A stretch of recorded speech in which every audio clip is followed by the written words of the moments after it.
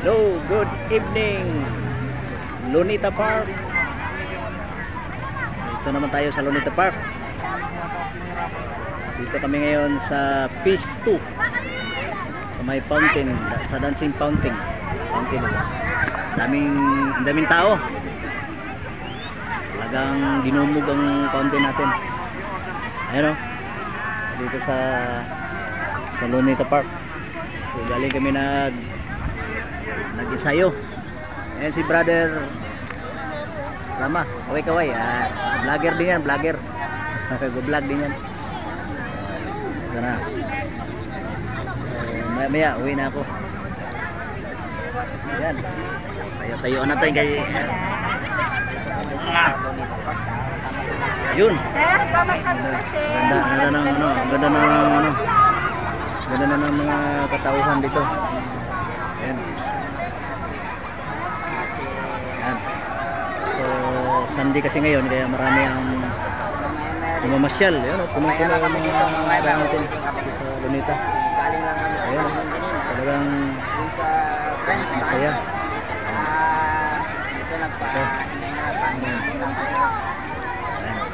Ganda rito sa Lunita Park. Sigawan ng mga tao. So, nice, maganda. Tapos lang namin ang practice dito kami pasyal. Lunita Park, Manila. Ano, ganda ng mga apoy, iba-ibang apoy oh. Kasi na sa dancing fountain. Hindi pa ganito na dinidevelop nila, inaayos na. Pinaganda. Ito na vlog din. Ano bro, kumusta yung Lunita noon bro? Anong balita? Kaganda lalong Lunita ngayon, hindi katulad nung panahon. Sobrang improve ngayon ang Lunita. Noon, lahat ng klaseng sports martial art, nandito nagtitraining kami nung panahon.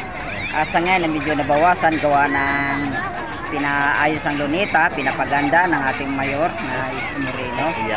Napakaganda na talaga. Ito, napakaraming tao. Yan si... Grabe talaga ang tao ngayon dito. Sikaran yan, sikaran. Sobrang dami. At ganda.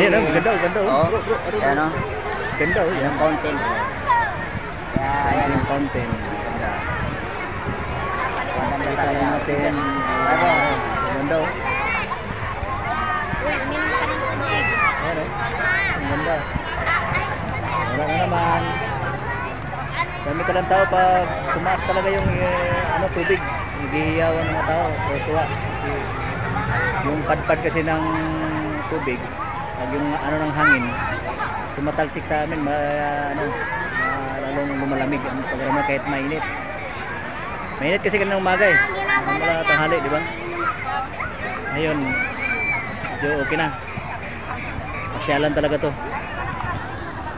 Ayan oh. Dami mga kabataan. Malamig. Okay guys, yun lang ang papakita ko. Medyo 3 minutes na yung baka wala na manood sa vlog ko eh. Sobrang haba na. Ito lang. Ito po si GM Pasindo nag-uulat.